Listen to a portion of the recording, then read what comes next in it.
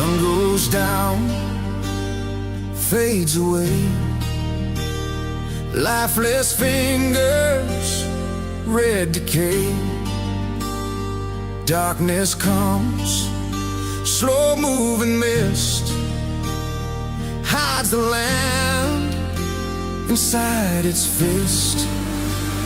The riders come, sworn to obey, to chase the colors from the day. They ride on through with a thunderous sound, shakes the mountains and cracks the ground. Power, can you feel that power? As night rolls in with the witching hour. Power, can you feel that power? Across the land, can you feel that power?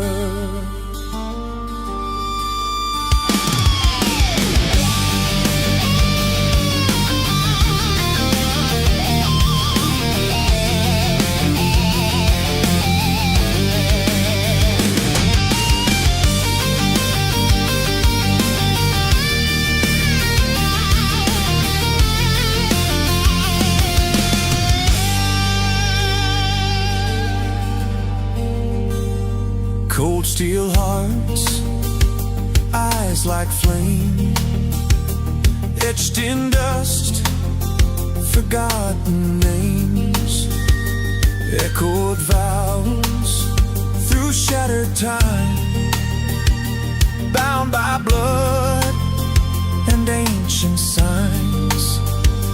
Engines howl like beasts unchained, blackened skies ignite the rain.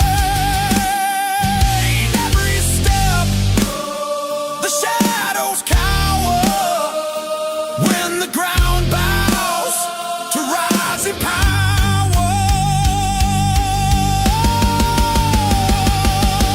Power, can you feel that power? As night rolls in with the witching hour. Oh, power, can you feel that power? Across the land, can you feel that power?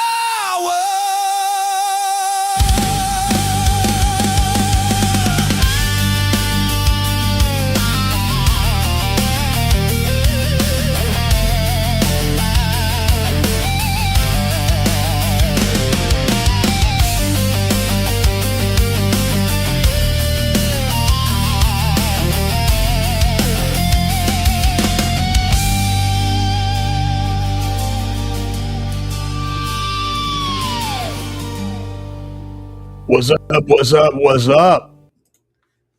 How's everybody tonight? Ooh wee. It's been a long evening. Oh shit. I guess I could have done that earlier. Slacking, man. Stupid cord is caught around my there we go. That's a little better. Now I'm not strangling myself. Let's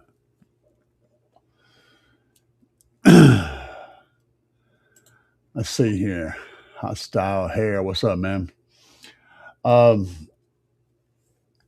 is going great. Working on the Crosser 300, and I just got it finished up today. Well, not finished up. I got the doors are put back together. I got the dash and everything put. The front end is put back together and then cleaned up, vacuumed out, and all that stuff. I've still got to do the roof. The roof is definitely on fire. the roof is on fire. But we got to pull that And I'm really dreading that, guys. I'm telling you, I'm dreading that so bad. Because the A pillars have to come off, the B pillars have to come off, the C pillars have to come off, the back seat has to come out. Essentially, all that stuff, the seat belt in the back has to come out. To get those panels out, those cushions on the sides of the seat has to come out, the back seat has to come out. And then the roof can come down.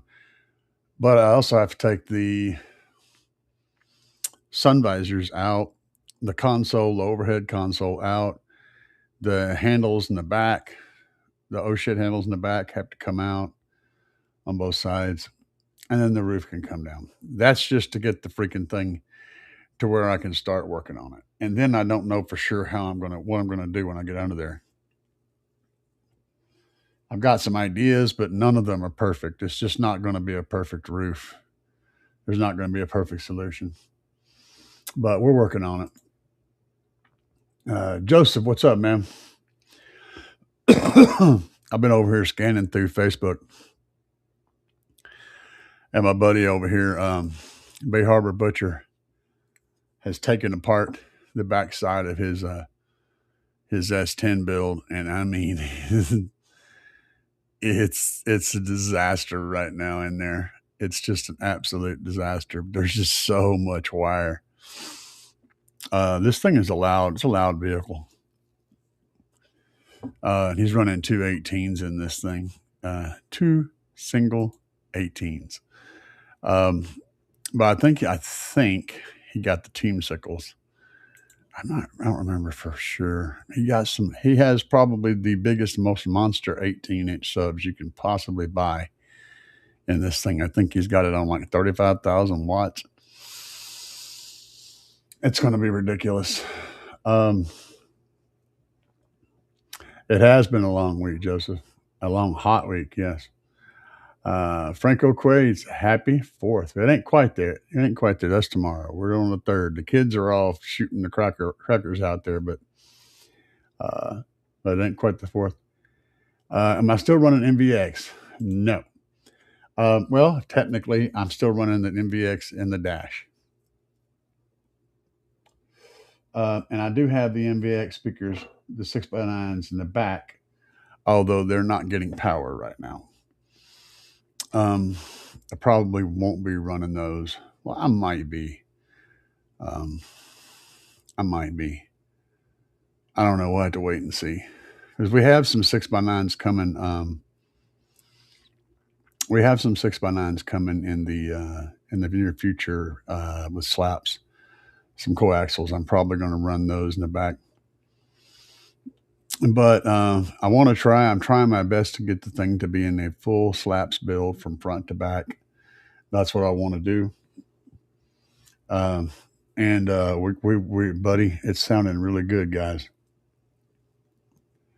I've got to get it out somewhere where I can really beat the brakes off of it and then see how it's going to actually perform with some power on it. Because right now,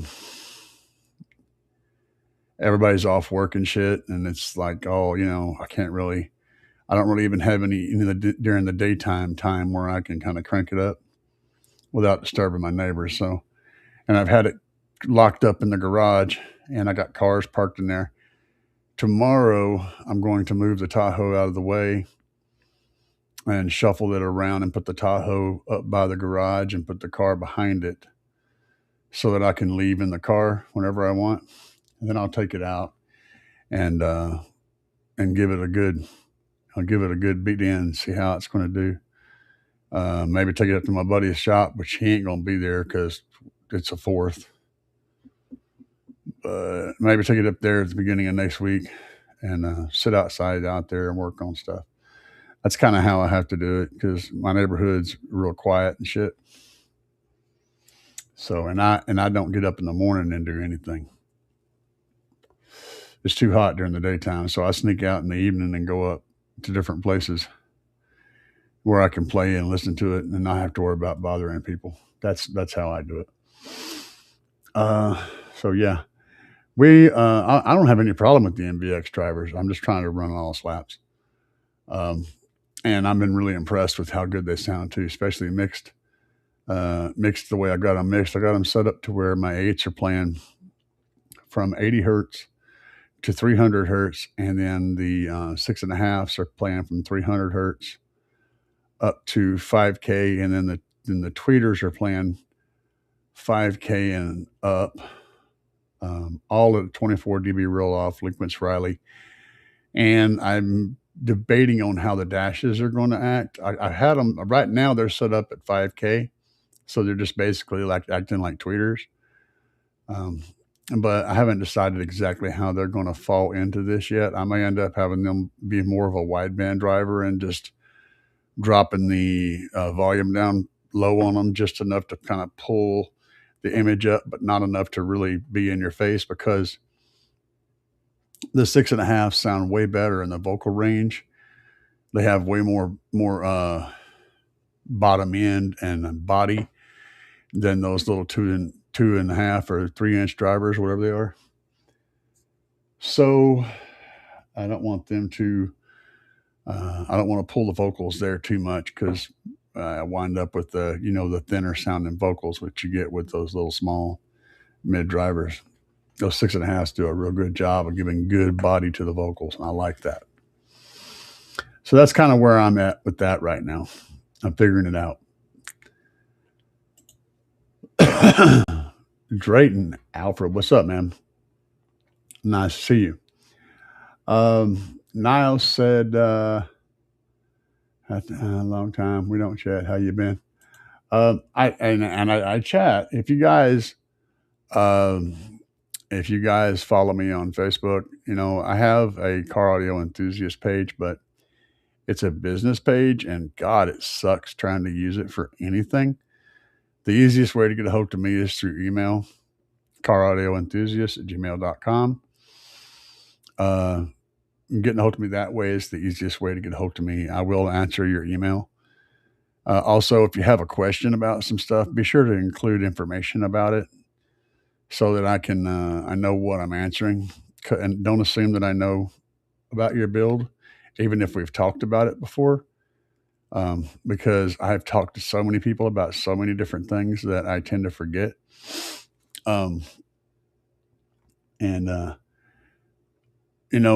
That's just the easiest way to get a hold of me for questions and stuff. Of course, right now, you ask any question you have on any video that I have on this channel, and I will see that question. If it's something that I can answer, I will answer it.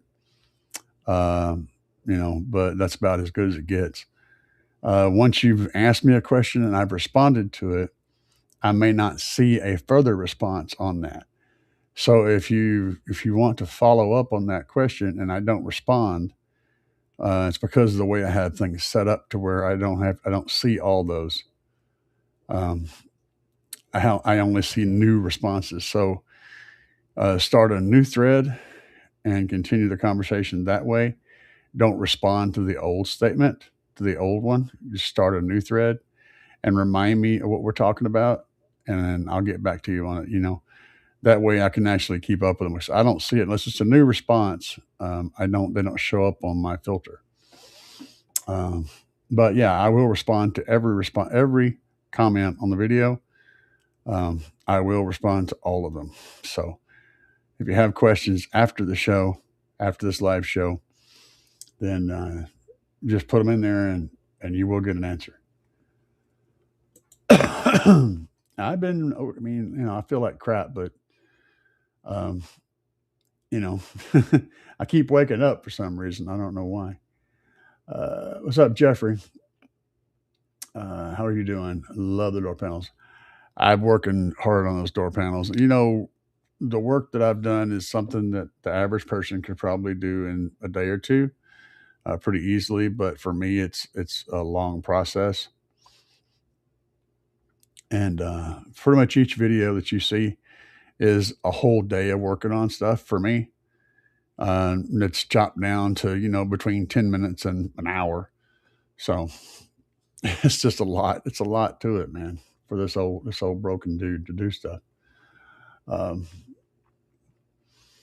So yeah, I'm doing the best I can, man. Bill Toe. Okay.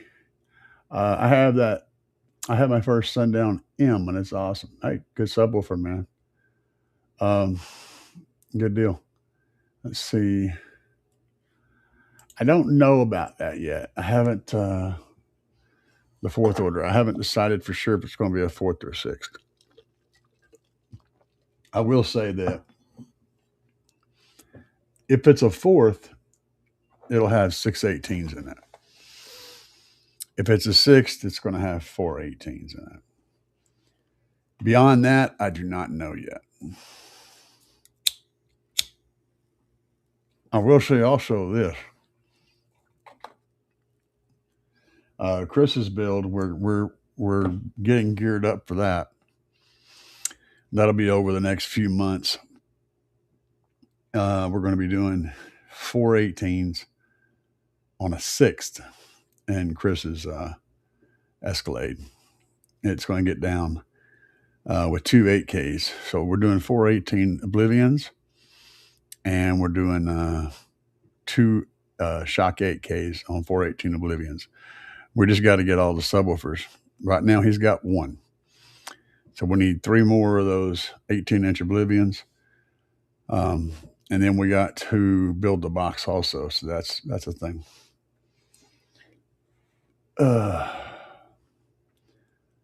Play it and live it. Oh, okay. Yeah. Got you, man. Let's see here. It was hot today. I blow my front. Say what? What?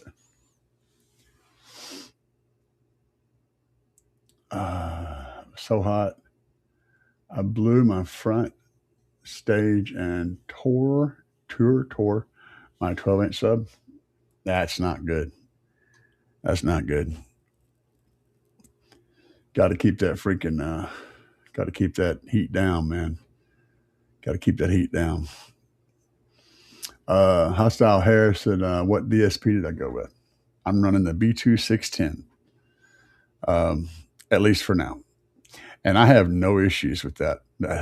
I'm blown away by how good that little DSP works.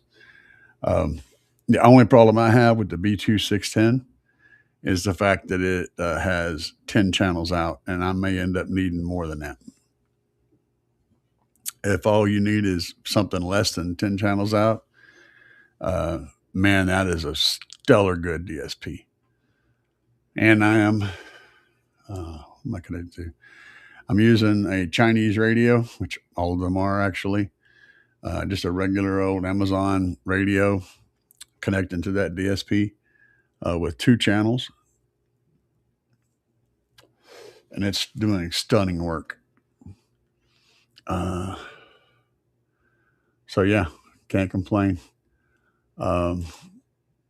Steven said, hey, what's up? What's up, Steven? Nice to see you. Stu is in the house. What's up, Stu?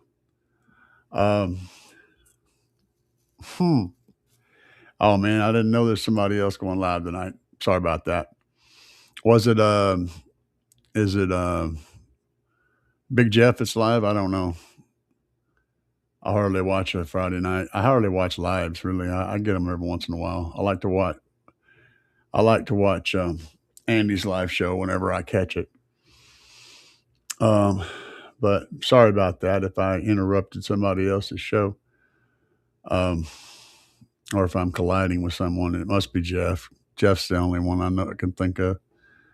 But nice to see you decided to join us, brother. Michael Burt. Yep. I need more speakers. Everybody needs more speakers. Douglas Johnson. You're rocking that big Jeep, right? Make sure I have the right Douglas. Because I'm horrible with last names. Yeah, you've only got like 246 or something like that. You know, you got room for more. You guys, he has an absolutely obscene amount of speakers in that Jeep. Yeah. If it's who I'm thinking it is. Yeah, it is. Okay. I thought that's who it was. Yeah, he's got a crazy Jeep. I've got videos of it. If you've seen the videos on my channel with the Jeep that's got like a million speakers all up in the top of the headliner and all around the doors and everywhere, oh, that's that guy.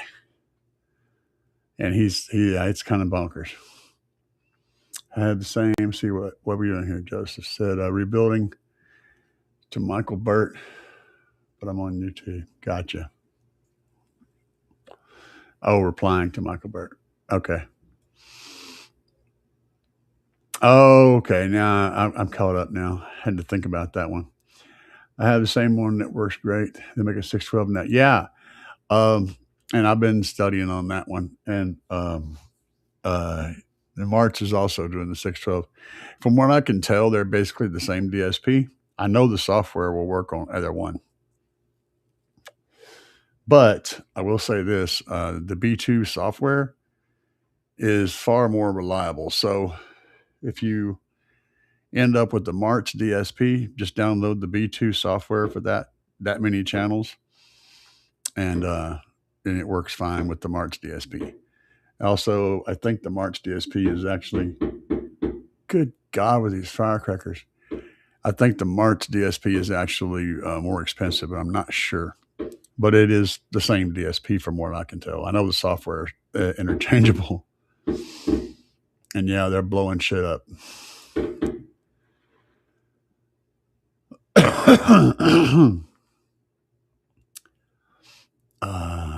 Oh yeah, sorry. Yeah, no, I have two. Yeah, I have a vertical and a horizontal one running. So yeah, it just depends on which format you prefer to see things on.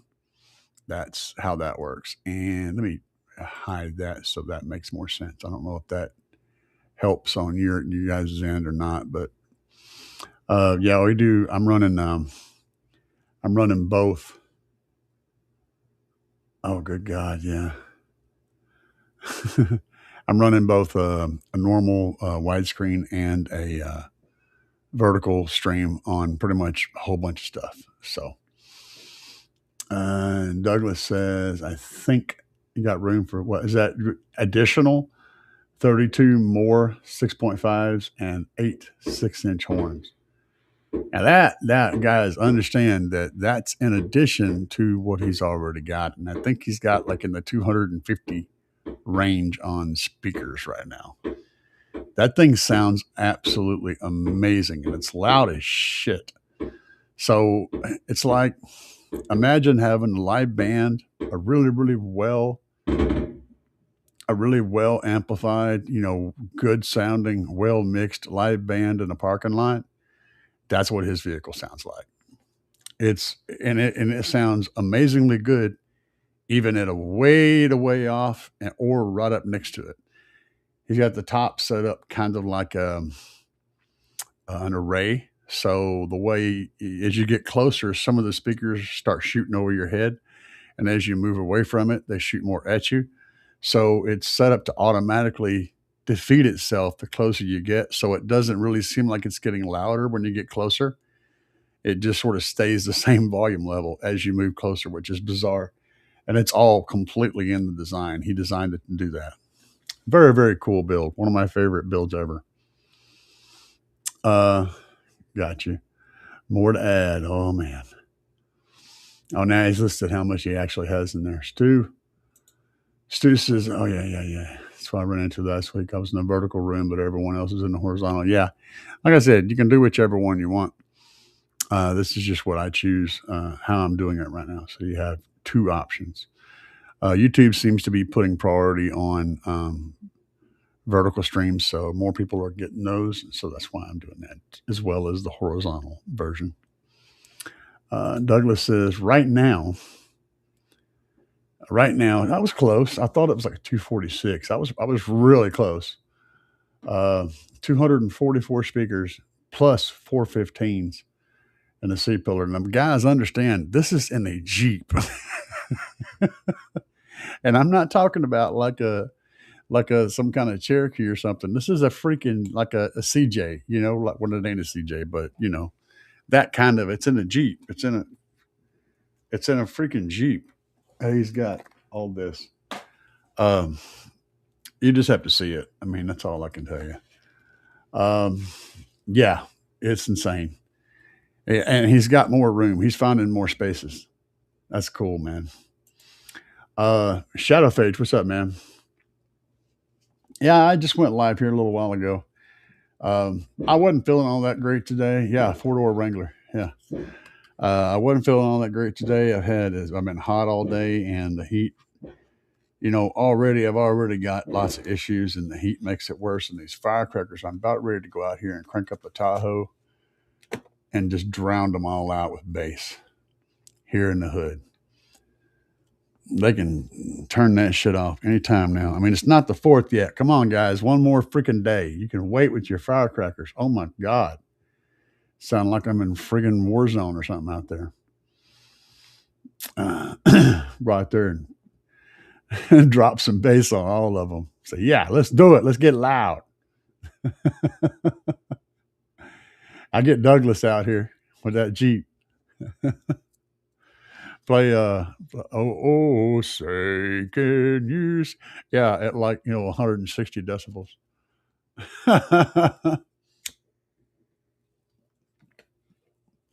That'd be good, man. Glad you're here, Shadowphage. I'm just trying to get 4 8-inch and 1 10-inch in each door. Wow. Yeah, dude. Yeah. Wait a minute. Let me go back here for a second. I'm gonna pull something up. It's gonna be the old build though. This is back when he had much less speakers. Let's see if I can find it.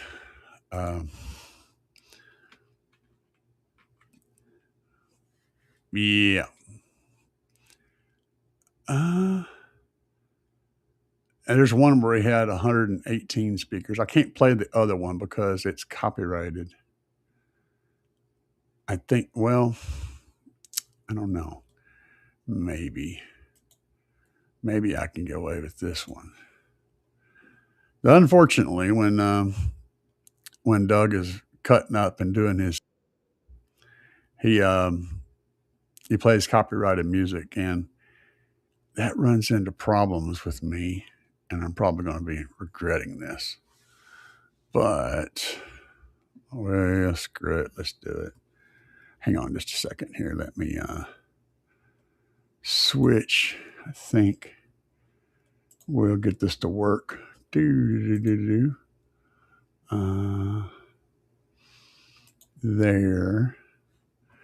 And then let's blow that up to there. And then do that. This might work, so hang tight, guys. Yeah. Are you sure? All right. Can you tell me about this Jeep, please, sir? Way too much money in it. Give me try to give me a list. Let's see.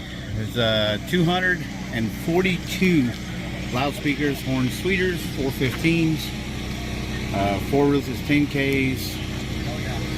Altogether, 24 amplifiers, 20 highs amps, 4 subwoofer amplifiers, 2 500 amp alternators, 9 X-Max 90 batteries, 810 amp hours of LiPo 4 batteries.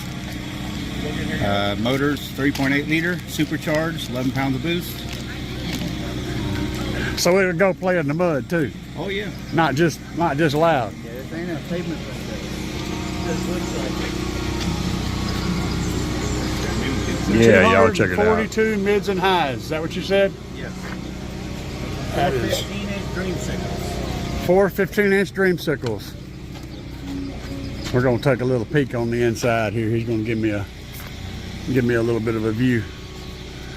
Oh, nice.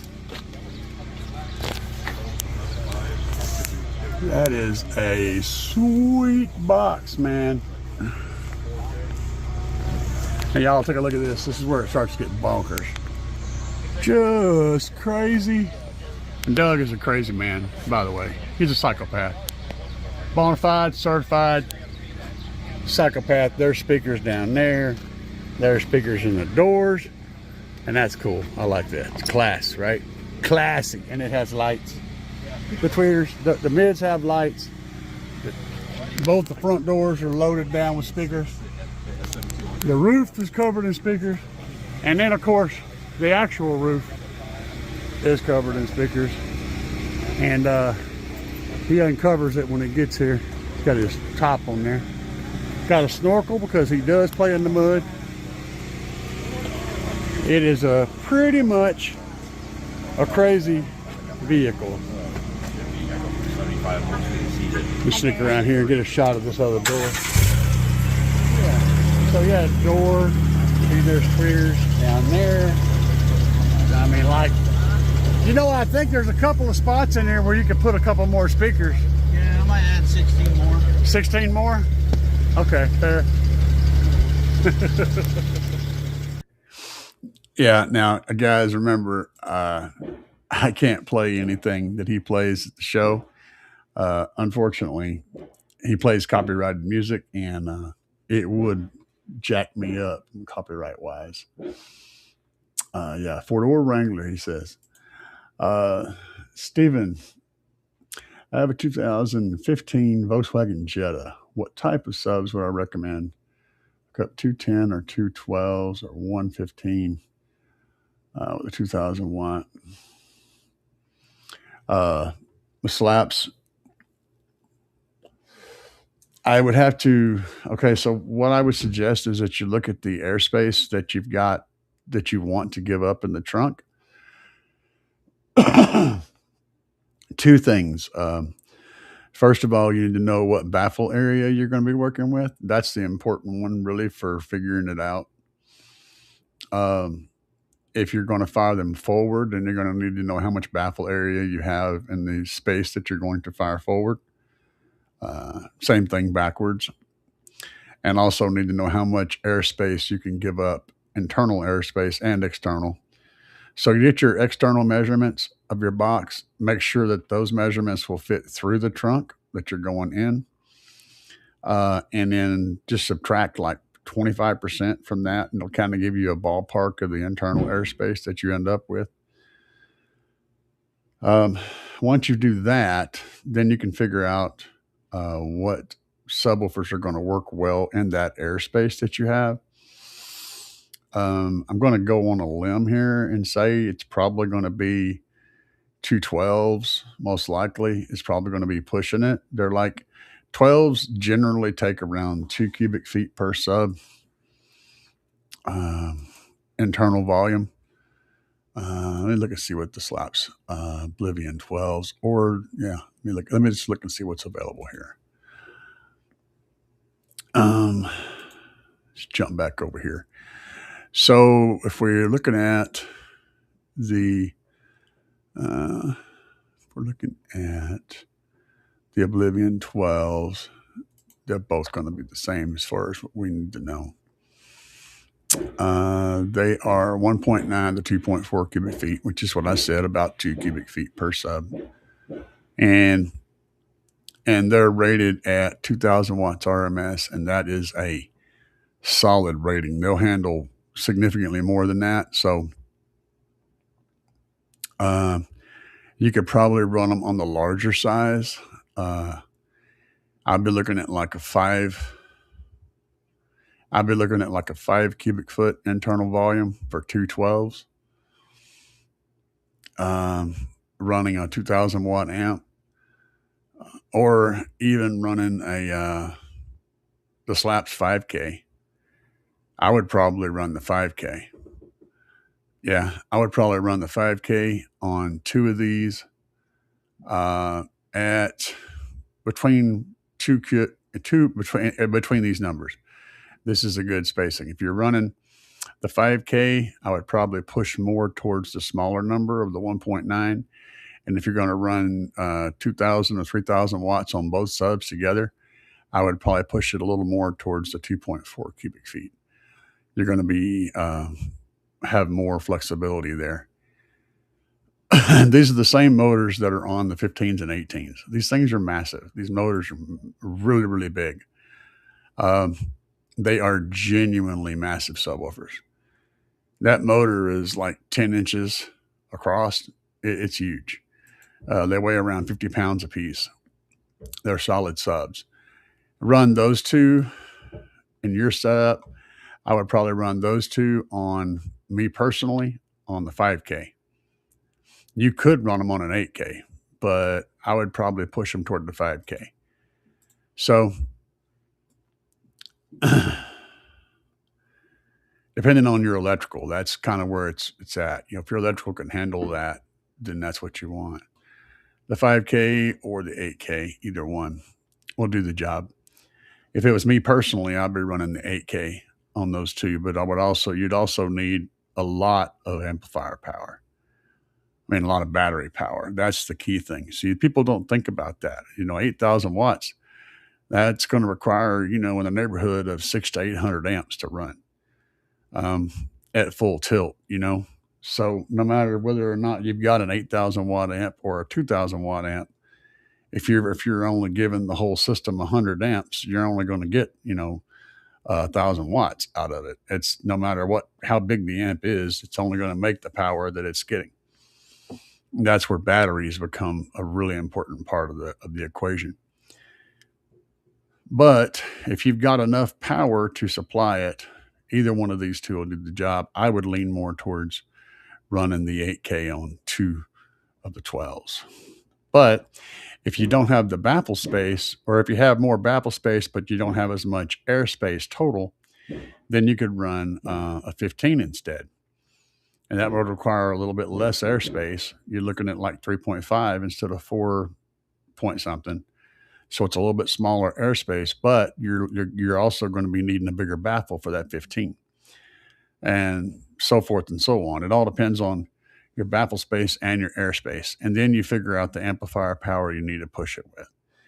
If you're looking at 2,000 watts and you're really stuck on that, I would probably instead run the 3K. The minimum that I would want to do for 2 of those would be this guy right here. So just my 2 cents. And this actually is a really good amp. I've run this on a single. I put this amp on on that 15-inch Smackdown, and it did a good job with it. It also did a good job on a couple of Rockfords for the police vehicle at our last show. So it's a good little amp for $160, man. You can't beat the prices and the power and the performance that you're getting out of these things. Really solid stuff.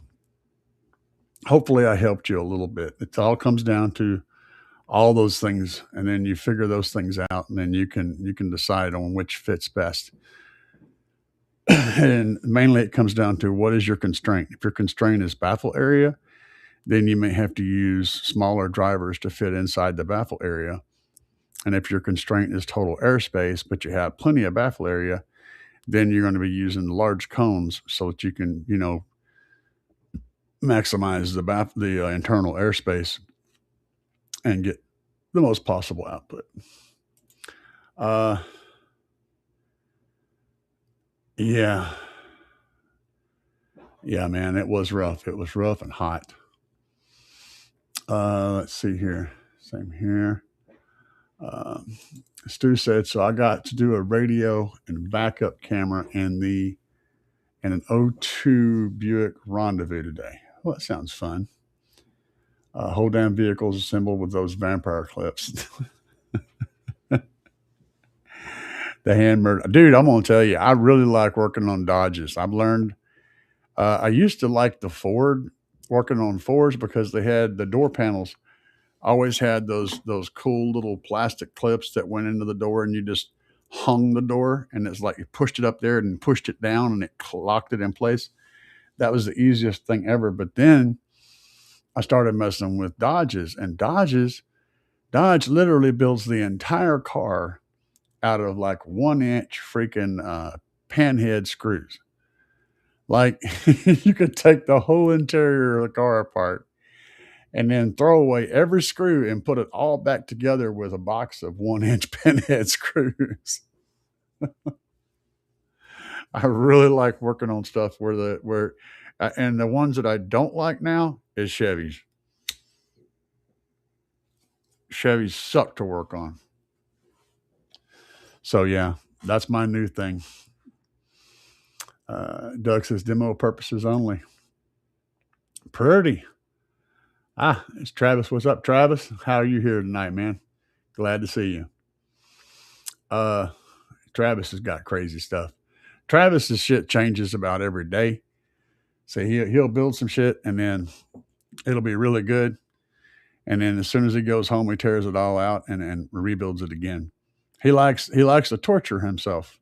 That's pretty much how that works. But Travis has always got some loud shit. He's one of those guys that once you meet Travis, you've met one of the nicest people in car audio. Big, huge heart. You know, he's a great dude. What's up, man? Mark Hendrick. Okay. I feel lame. Yep, I definitely do. Linear power 5002 212-inch hat 3. I don't know what the hell that is, but I'm going to try to get through it and figure it out. Eden 8 doors, 2202 3-inch dash 1-inch tweeters. Okay, so you got a linear power 5,000 watt 212 sub, I'm guessing. Then 8-inch and 3-inch and 1-inch door 3-ways. Okay, all modded by Tips. SQ is the game, but gets loud and crystal clear. Awesome, man. That sounds like a killer build. It's a whole lot of letters that I don't know and a lot of equipment that I'm not familiar with. I do know about linear power, but not all the equipment. But it sounds like a hot freaking build. I'd love to hear it. I like a good sound quality setup.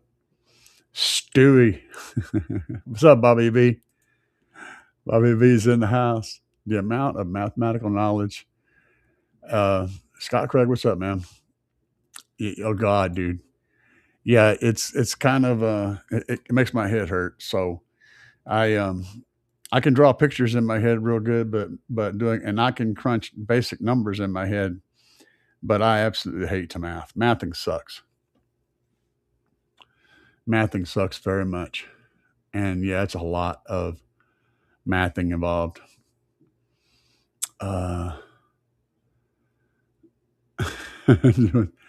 Doing very well on 10s. Awesome.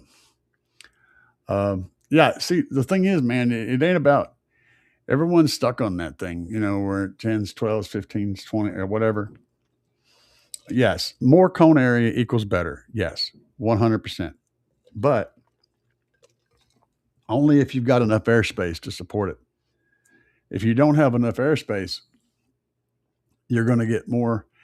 If you put a set of, say, it's like 2 15-inch subs in a box that robs it of airspace, it's not going to play lows very shit. It's going to play lows like shit. It's just going to be a real high pitch box. It'll sound tight and all that, but it's going to be real high. It won't play lows at all. You're also probably going to burn up voice coils because the sub won't be able to properly move in the box and actually move air over the coils, and you're going to smoke coils. And if you build a box too big, you're going to tear up spiders and suspensions and stuff like that.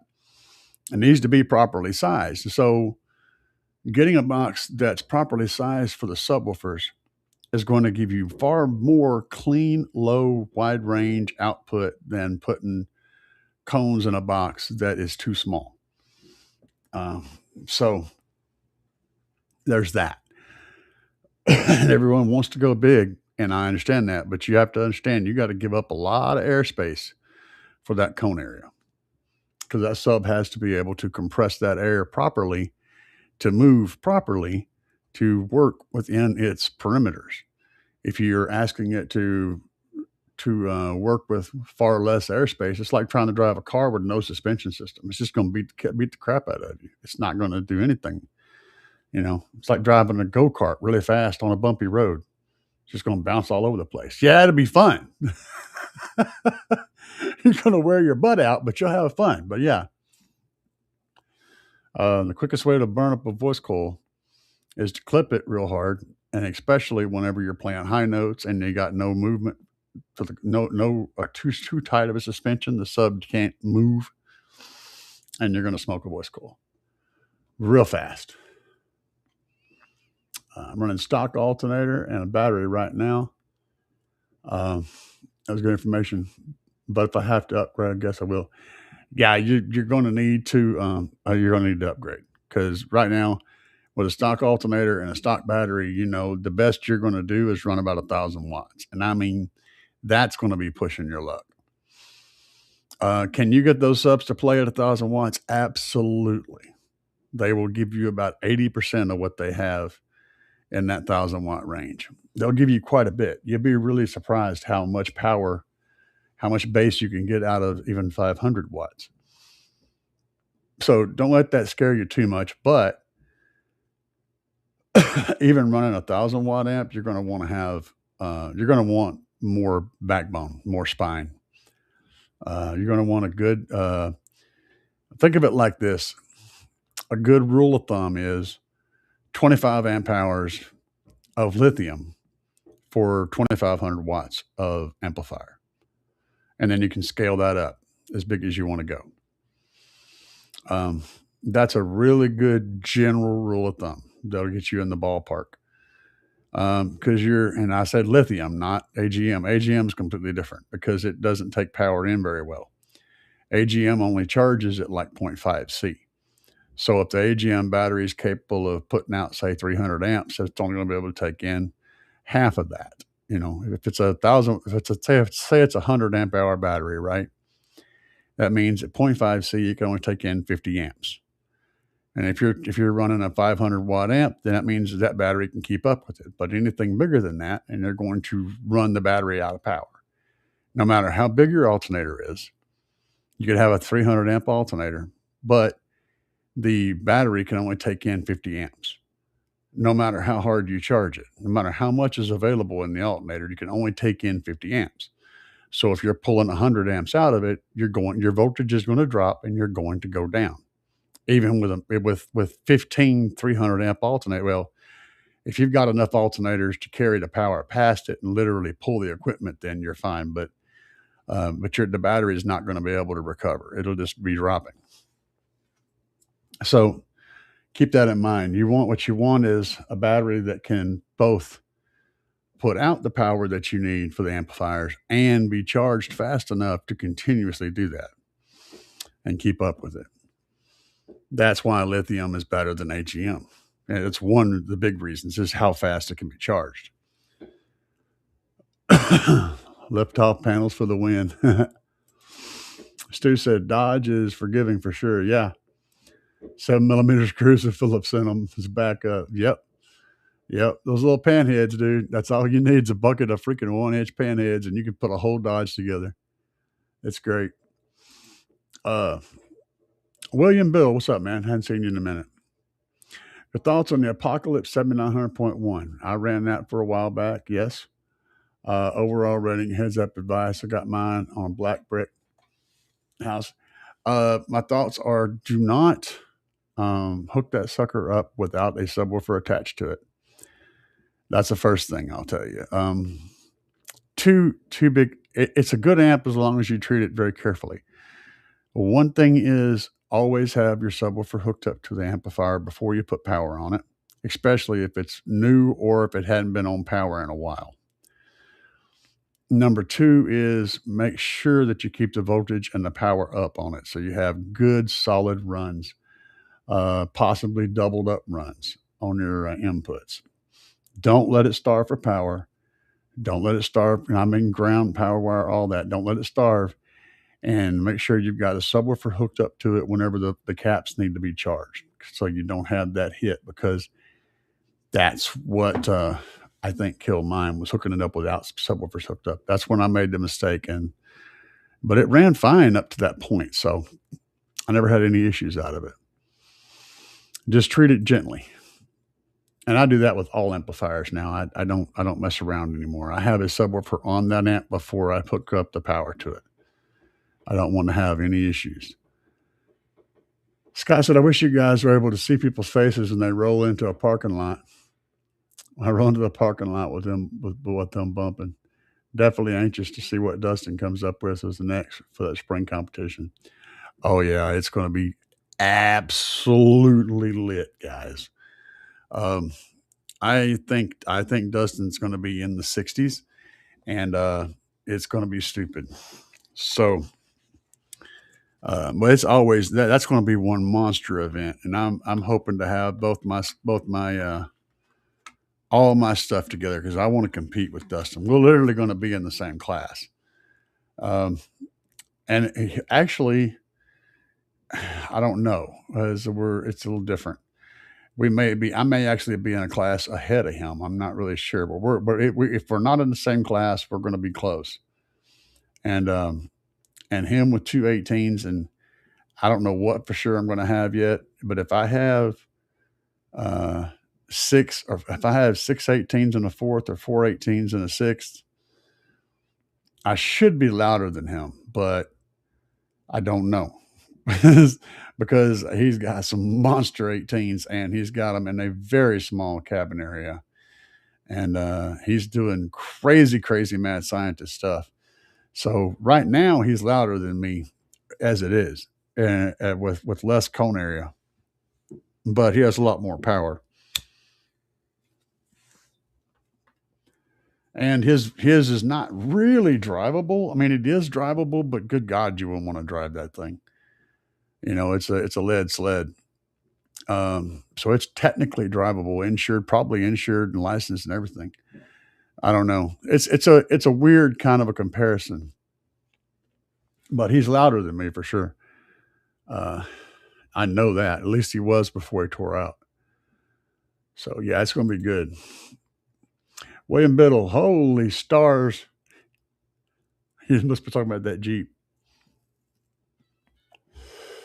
A linear 15, which I think it was red or blue back in 1991. It sounded, I don't know. I only had three wires coming out of the knob, coming out of it knob, and it was a monster. I don't know what in the hell you're talking about. But he had a 15. No, a linear 5002. Not sure about that one. I'm not sure what you're talking about. Sorry. My typo my typing brain is not keeping up with that one. Uh, Shadow face. I'm happy with my 10. Waiting on alternators to supply current for dynamic music is another whole discussion. Yeah, that's the kicker with that because they literally cannot supply power to dynamic music. Alternators are very reactive, and that's a problem. And they're very slow to react. It's not like they give you soft hits; they just don't. They're good at refilling the battery, but you got to pull that power from somewhere. Whether it be a huge cat bank or a battery bank, something. And overkill is usually what I recommend when it comes to powers.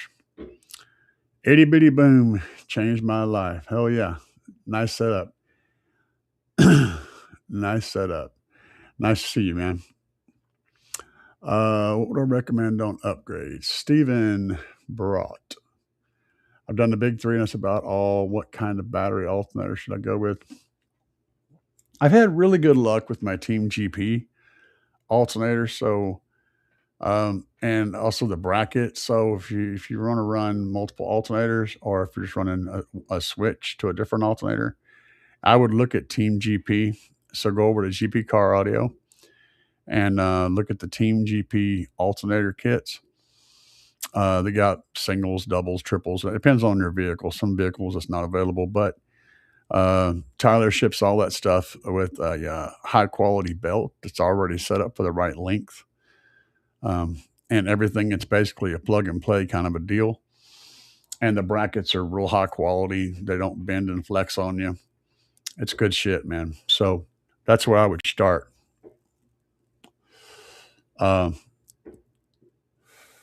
Yeah, that's where I would start at. Jason said, what's up, man? I want to say thank you. I'm starting an SQL build in my '08 Sierra extended cab. I've gained so much applicable knowledge from watching your vids. Thank you very much, my friend. I genuinely appreciate you. Hey, man, I appreciate you. I appreciate all you guys for watching my stuff and showing up for my live show. I appreciate everybody, and I do my best. You know, I'm just a car audio idiot, and as I learn stuff, I try to pass on things to everybody else, so we can all learn together and do things. I'm definitely not the know-it-all king of knowledge, but I do my best to pass on what I know, and I appreciate you guys. Louis, what's up, man? I have a Dodge Charger 2016 with a 3.6 V6. I'm going to run 370 amp alternator and two AGM batteries for Dodge. Nothing special, but I have gained some good knowledge about all it. Good channel. Thank you. And just remember, with your AGM batteries, you can count on about 50 amps of each one. So two AGMs will support 1,000 watt amplifier pretty well. Anything above that, and you're probably going to see voltage drop, even with the big alternator. So just keep an eye on that. That's 1,000, 1,500 watts. I know it's a 370 amp alternator, but that's 370 amps whenever the engine is spun up to the right RPM range and everything's nice and cool and all that stuff. The battery's warmed up, the alternator's nice and cold, but it's still not going to be able to respond to those dynamic hits. So you're probably still going to want to run something that can take in power quicker. And that's where the lithium comes in. Head over to Trunk Thunder Lithium, use discount code CAE10 and pick up the Trunk Thunder Lithium 5K. That's my suggestion. That's going to handle so much better than what you're thinking about right there. Did I trust the clip light? Clip lights on amplifiers seem to be a little bit antsy. They're a little bit quick. I trust the light, yes, 100%. But it's very much faster than, like, it'll show you're clipping when you're still not really clipping. It's like if you use an SMD clip light or something else, or if you use a metered where you can see the clip, it'll actually show that it's clipping, or the light will actually come on before you're seeing the clip happen. It's a little bit quick to clip. So if that light says it's not clipping, you can bet your ass it is not clipping at all. So yeah, it's just most of the clip lights on amps are very, very quick. They are a little bit too responsive. So I usually set up, if I'm using that as my go-to, I usually set my gains to where the light bumps on just a little bit here and there, but isn't staying on. That's kind of what I go for. Just a little bump right at the edge. Like when the bass note first hits, it kind of flashes and goes away. That's usually what I go for my maximum clippage. William says the linear aunt. I'm sure it's not a relative.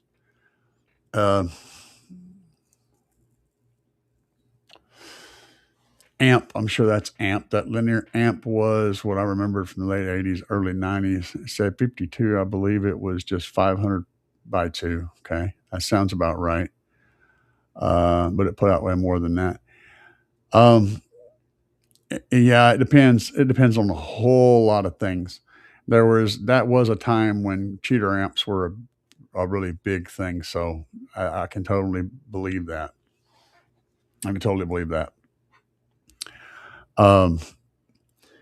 But also consider that a couple of things. In the 80s and 90s, they were using a microphone to judge SPL competitions instead of a sensor.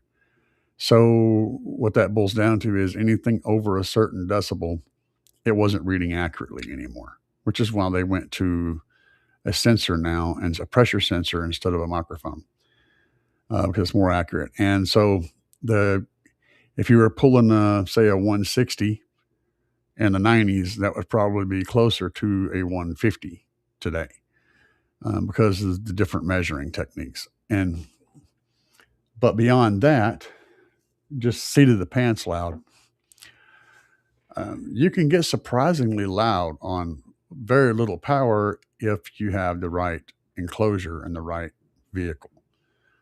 Enclosure is a huge part of how loud you are, but loud also is a trade-off. You're always going to trade off one thing for another. You may trade off loud at one frequency for a wide band, for example, or you may be trading off loud for practicality.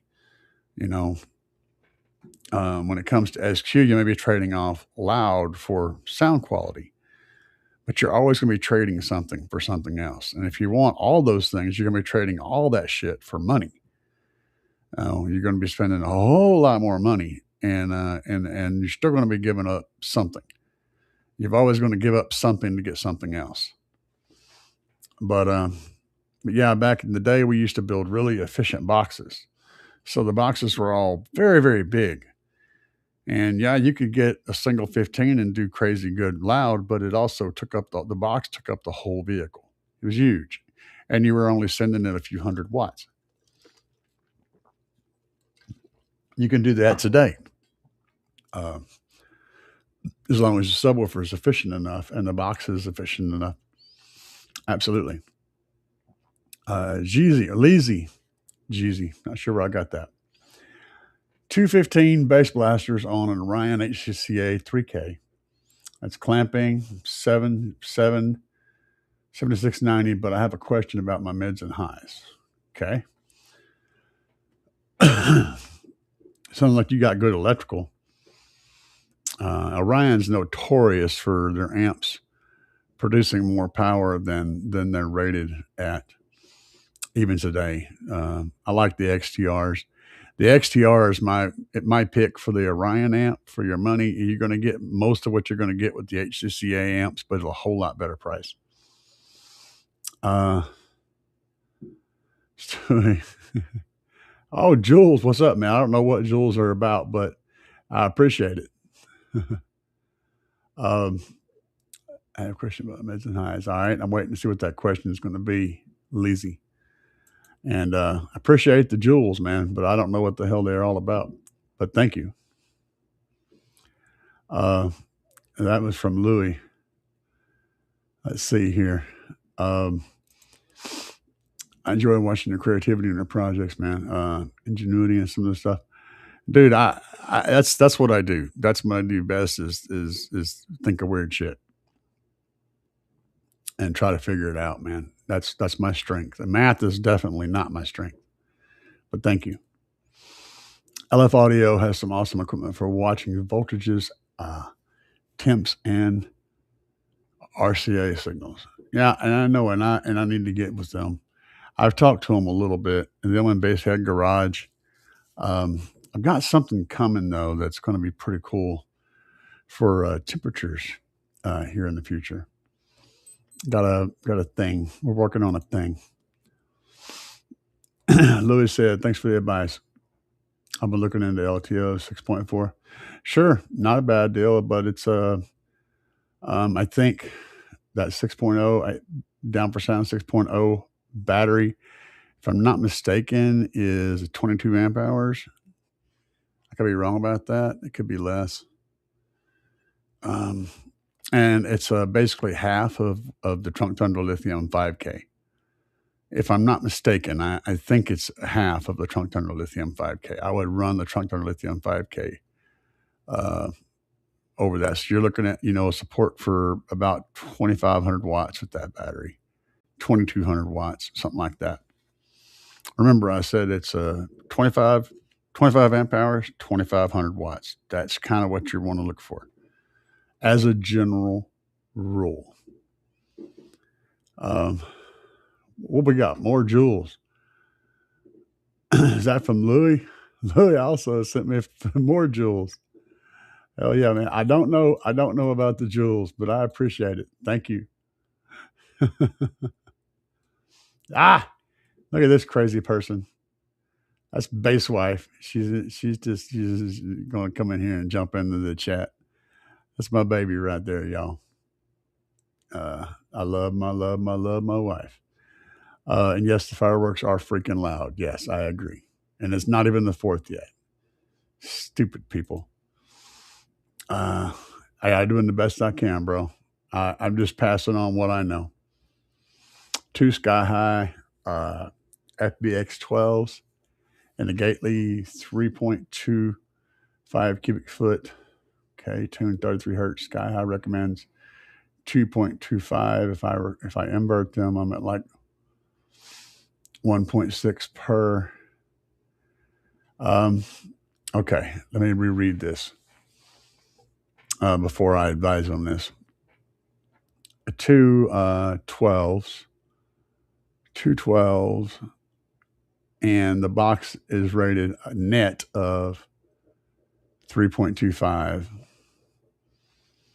Sky High recommends 2.25 per. Yeah, I wouldn't run that, man.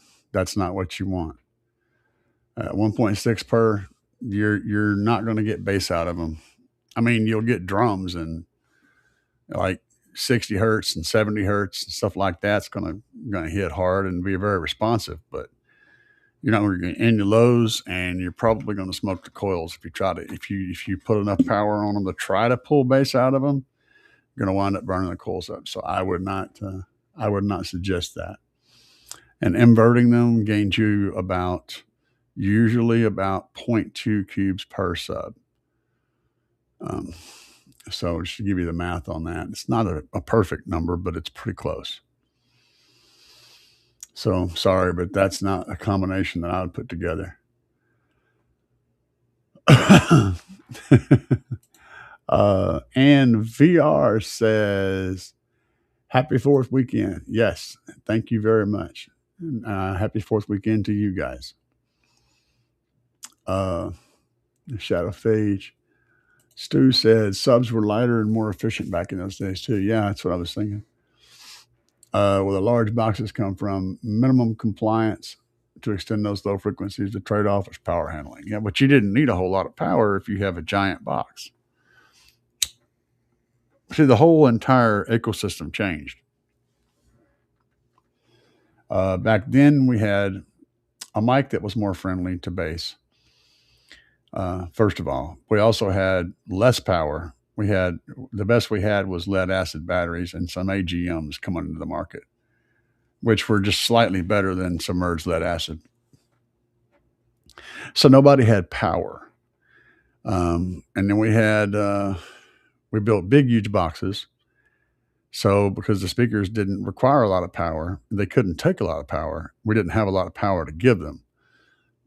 So all the enclosures were massive, which is where you got into people building boxes that were, now I can't think of the name.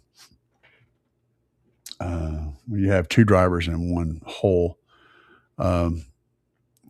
Anyway, you put 2 drivers in a single hole face to face, and you would double your motor force.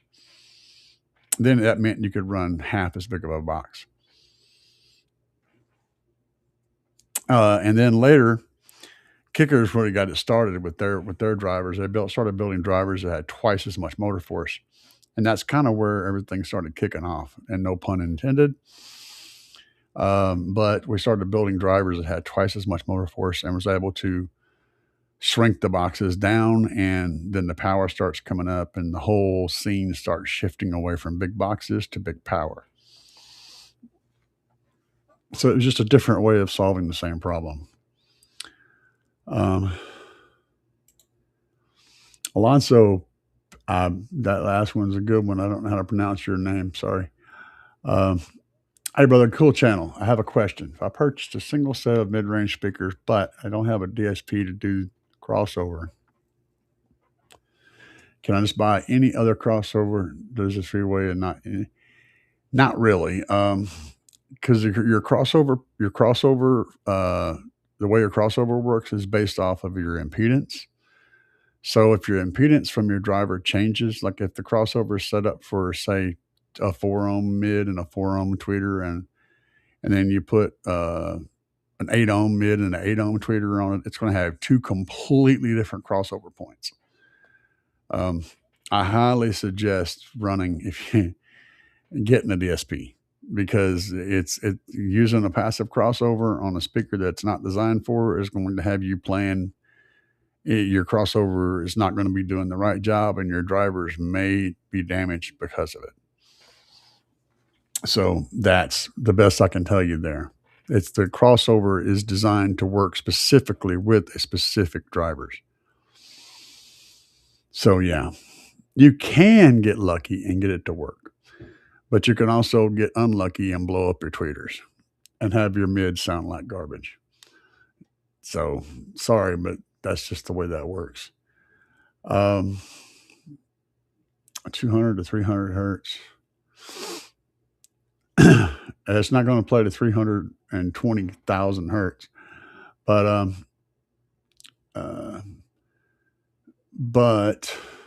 because that's impossible. Let's see, a three-way user said my mid-range can play from 200 to 320,000 hertz according to the specifications. DB drive Euphoria, pushing them from the slaps. So recommend. Yeah, I would run I would get the DSP, man. You're going to want a DSP anyway. Trust me. Go ahead and get the DSP. That way you don't blow your shit up. LF Audio has a wireless volume and is a game changer. Yeah. That's pretty cool. So, yeah. But the problem with that is I don't like wireless stuff. I just don't like wireless stuff. As wireless stuff requires batteries, and batteries die at the wrong time, and wireless stuff gets interrupted and gets disconnected and shit. I'm really anti. I have a wired keyboard, a wired mouse. I don't like wireless stuff. That said, it sounds like they've got a some kind of limiter in that, which works cool. It's cool stuff, cool tech, and at some point it's going to be the jam. I'm just more of I want control, and I want wires. I want things to be connected and stay connected. I don't want anything else taking control. I want to keep that control. But I can see where that would be very cool, for real.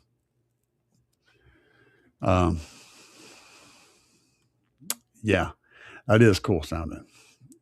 Scares me a little bit though.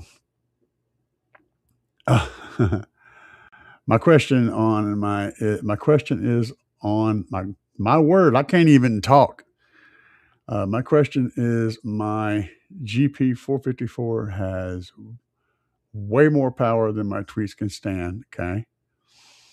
Can I DSP them down, or should I separate? You can DSP them down. You know, it's not a problem at all. You could run a lot of guys in SQ especially run ridiculous amounts of power to their mids and highs, and then they just turn them down. You're going to keep the dynamic hit from those bigger amps and still send less power. You're not going to send, you're not realistically going to send more than 15 or 20 watts to any tweeter. If you do, it's going to have smoke coming out of it, and your brain is going to catch on fire. So no matter how much power you have hooked up to your tweeters, you're not actually sending that much power to them. They take very little. But yes, that is the answer. Your question is absolutely yes. And another one, Franco Quaid, and I can't click on them, so they just show up on the thing. Franco Quaid sent me another 200 joules. You guys are awesome. I don't know what joules are, but we're flowing. We are flowing with the flow state. Thank you for the joules. Flying Brian Hutch. 212s,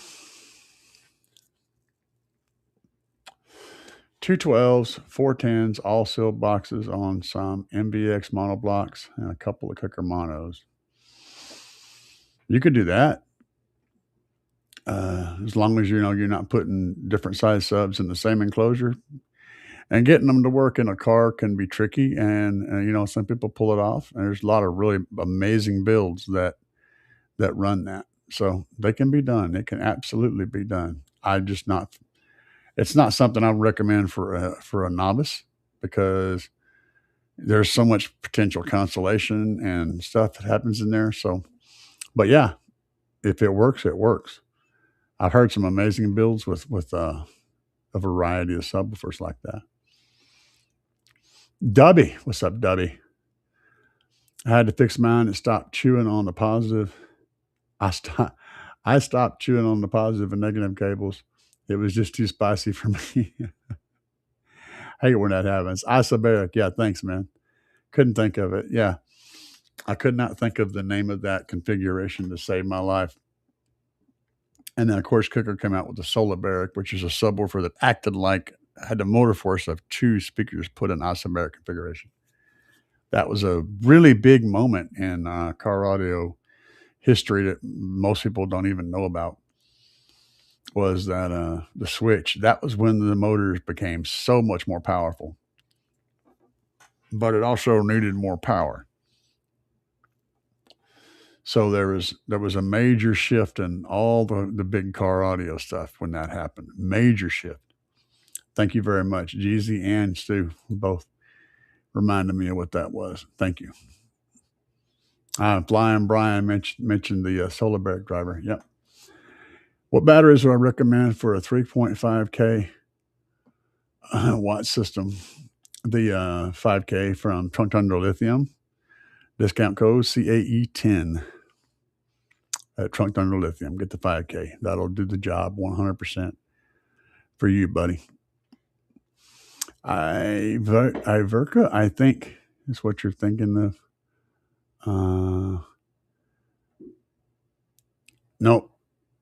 It was isobaric. Isobaric. Thank you. Sealed boxes. Yeah, sealed. Did you guys know that the sealed box wasn't the first box? The first subwoofer boxes were all ported boxes. In fact, whenever the first sealed boxes were being designed, everyone said those will never work. They'll never be able to get those to work. It's not going to work if it's sealed up. You just can't do it that way. So sealed was kind of it was a latecomer to the game. Ported was around first. I personally love the way sealed sounds. Sounds so clean. Yeah, the DSP is it just makes everything easier. Like a lot of times on your amplifiers, you'll have the stuff, the crossover points and stuff. You don't have delays. You don't have a lot of things that you don't have. And a DSP it puts all of that, consolidates all that stuff, and it gives you all those tools to operate on everything independently. And it's a toolbox full of amazingness. A DSP is awesome.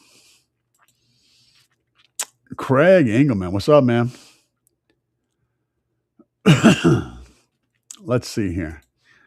I6. I want to do a standalone system in my 2017 Accord. I'll only be pushing 2,000 watts. Can AGM something be enough? I have not seen a high output alternator. No, it's not going to be enough. Not even remotely close. For that, you're going to need like 4 AGMs of that size. Yeah, sorry, bro. AGMs are just horrible at throughput. So you're going to need 4 AGMs at that size, or you're going to need to go with a Trunk Thunder Lithium 5K version 2. Discount code CAE10 at Trunk Thunder Lithium. That will support that. And it's literally nothing. It just weighs a couple of pounds. Or you can put 4 AGMs in there, whichever one works for you the best. Stu said going from passive crossover to full active is like going, yeah, exactly. Exactly, man. It's like going from a bad carburetor to fuel injection. It's a huge game changer. LF Audio had its own wireless protocol. That's very cool. Like I said, I'm not a big fan of anything that's wireless. It bothers me, and it's just me personally. It isn't like it's bad or anything. It's just I don't like wireless things. Um, and we got another. Louis sent me some jewels. We got more jewels. Uh, Flow State. I can't show this for whatever reason. It won't let me click on it, but I do appreciate it. I appreciate the jewels, although I have no idea what they do. I appreciate them. Thank you very much. Um, oh, I got you. Facing up, sweet. Oh, okay. Ah, okay, cool. Thanks. Somebody finally told me. Jewels on YouTube are a digital currency that viewers can purchase to send virtual gifts during vertical live streams. Awesome. Okay. Now I know. Well, thank you guys. I appreciate you guys. I appreciate the love. Uh, yeah, $1 a watt. And it was about, and honestly, it was about $1 an inch for a subwoofer too. So a decent sub was about $1 an inch. For a 12, it's about 120 bucks. I remember that. That was really, really common. Gas was about $1 a gallon. Cigarettes were about $1 a pack, a little more actually. Milk was about $1, a little more than $1 a gallon. And subwoofers were about $1 an inch. And then amps were about $1 a watt. Yeah. I can remember all that. Funny thing about milk and cigarettes and gas. Here's some weird shit for you guys. Milk, a gallon of milk, a gallon of gas, and a pack of cigarettes are almost always very close in the same price. Figure that shit out. They have been for years. Jason said, question, head unit has low preamp output. Would adding a line driver pre-DSP change the pre-output?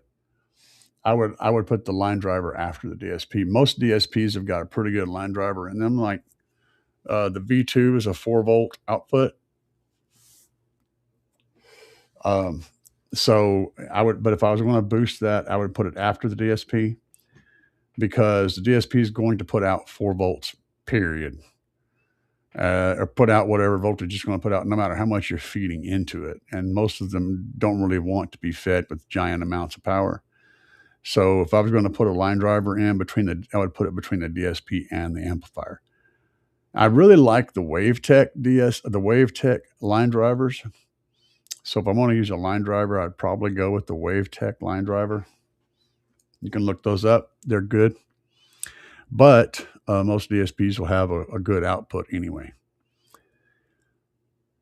And what was the rest of your question? Would it change? I wouldn't say it's going to give you any real benefit unless your DSP has a really low output. In that case, then yes. Just crank it up and check the voltage coming out of the DSP. If it's like 1 or 2 volts or something, adding a nice little WaveTech line driver to it will give you a little more voltage and will probably help, depending on what amplifier you're running. Some of the modern amplifiers don't want high voltage, and I don't understand that. Like some of the tar amp stuff, I think, is like capped at like 2 volts. I don't know. I don't understand these things. We were running like 9 and 10 volts back in the day. Passive rads. First from Kicker. No, well, yeah, they were. That was a Kicker thing also, the passive radiators. That was for truck boxes.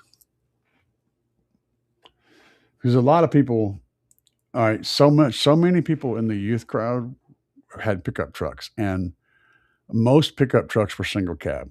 So therefore, you had very little subwoofer space. And yeah, they did that first also, was building a passive radiator into the box, which allowed you to have a lot more airspace available for your subwoofer, because your passive radiator works exactly like a port, except it doesn't require any of the airspace to be there. You don't have to have the port geometry inside the box. The passive radiator is the port, and it's tuned by how much weight, how much mass it has mounted to it. That changes the frequency. So as long as that passive radiator is capable of moving enough to support that sound wave, it acts like a port at that frequency, and will give you a lot more output. So in a situation where you don't have room to put a port inside of a box, a passive radiator can fix that problem. And they were the first ones to do that, uh, that I know of. So that was another big first. Kicker's been innovative for years. They've been innovating for years and years. Digital greatness, you better believe it. Take a towel and a shovel, make the house a subwoofer sealed. Take the towel and shove it in the port to make the house subwoofer sealed. Yeah, you can do that. Like I said, I like the way sealed subs sound, man. They have a cleanness to them.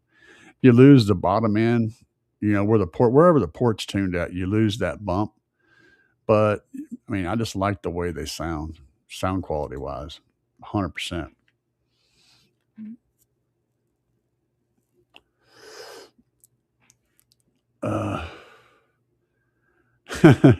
Yeah, it was 90 here. It's down to 81 now. Oh man, gonna freeze. Got to go cover up the tomatoes. Have you ever tried the charge pumps? Don't know what that is. I'm sure you'll tell me about it somewhere in the comments down here. I need somebody to tell me what the hell charge pumps are. I don't know what charge pumps are.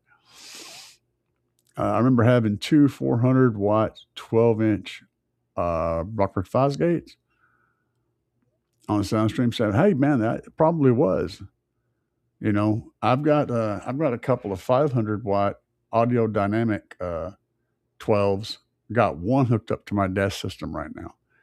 And if you put 1,000 watts of real power on them, those things absolutely will get down.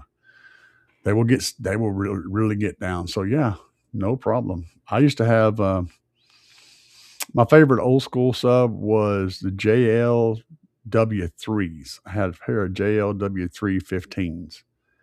I had them in multiple boxes, but I had them in a sealed box that I really liked. And I had them on a 1,000-watt Memphis amp. That was one of the chrome amps. It was just like chrome with little ribs all the way across, a solid chrome amp. It was 1,000, or it was called a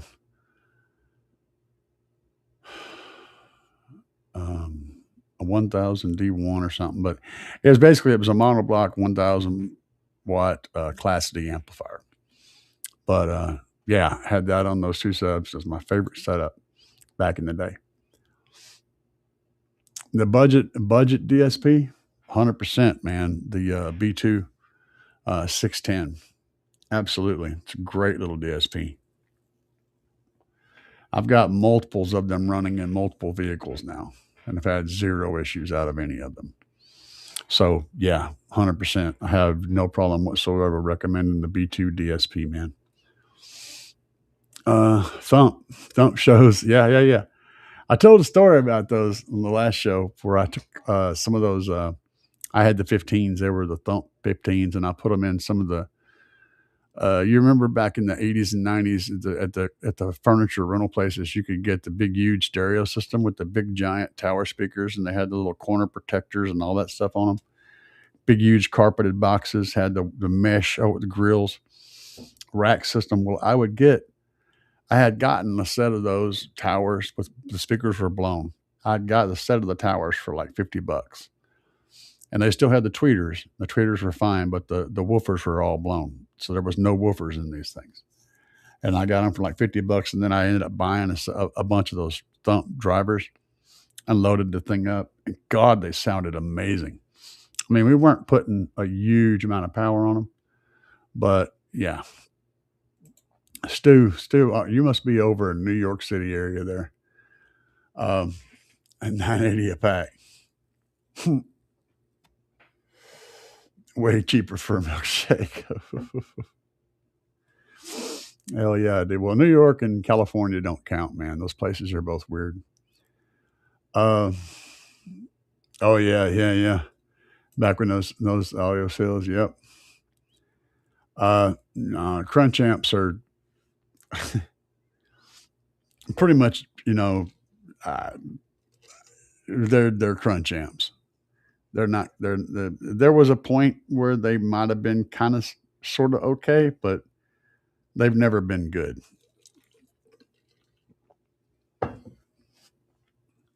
Never been something I would write home about. No. Low voltage or hot? Do I know of them? Yes, I know of low voltage. And yeah, they do some cool stuff. You just got to watch different things happening all the time. People, I run a whole bunch of different sales and run stuff, and I like the quality. It's not about the cells because they're all using similar cells. Sometimes they're using the same cells. It's more about the construction of the rest of the bank, the balancer, the bars, how things are put together, and how it's all assembled, and how it's protected.